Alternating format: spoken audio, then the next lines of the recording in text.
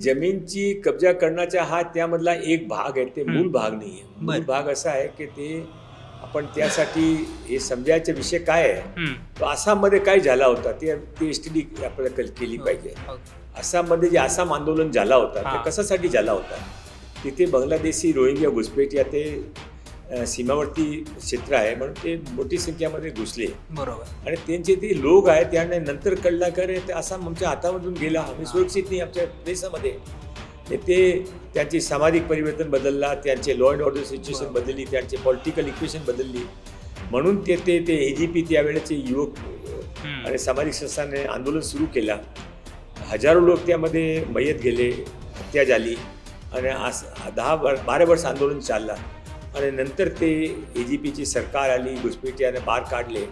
हा ते आता हळूहळू मुंबईमध्ये तेच स्थिती सुरुवात ते आणून केली आहे. ते काय काय ठिकाणी 25% 30% आले बसले.